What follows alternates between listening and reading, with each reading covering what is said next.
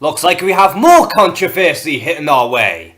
Very delicious. So Secret Empire issue number 3 has recently came out, and they're really keeping up the momentum with this event, easily making it one of the best Marvel events that have recently came out in years. And we also get to continue the events which happened in the last 2 issues revolving around Captain Hydra, as well as what's going on with the Resistance, and of course the mystery behind the second Steve Rogers. But what I really want to focus on is the last few panels of this certain issue, where we get to see Boomerang, who had a pretty prominent role when it comes down to the Resistance, just chilling in his crib, only for an explosion to kick off which actually does harm Boomerang, as to which he does survive but just barely. And we also get to see the shadowy figure who actually talks to Boomerang, proclaiming Boomerang to be the scum of the earth and that he should die. And at the very last panel we actually get to see that the shadowy figure is in fact the Punisher himself, Frank Castle, who is now working for Hydra. Now evidently this is a huge departure considering that Frank Castle normally tries to kill all criminals. But little does he know, he is actually working with the criminals themselves, which is in fact Hydra. And let me remind you guys that this isn't exactly the 616 universe as we know it,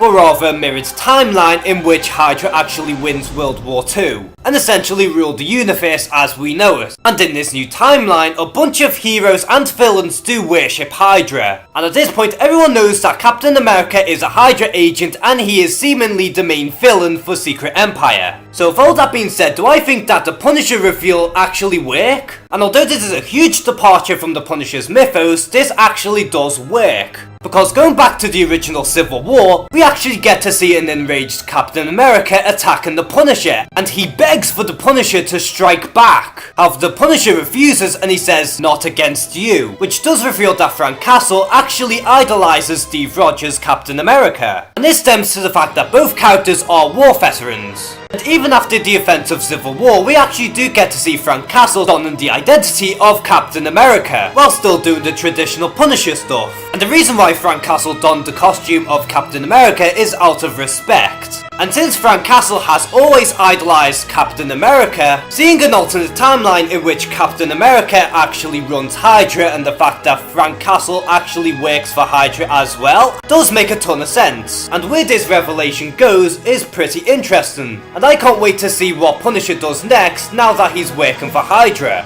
So how do you feel about the Punisher now working for Hydra during Secret Empire? Comment below and share some thoughts. And as always, thank you guys for watching this video. Please like and subscribe. Take care and have a good one.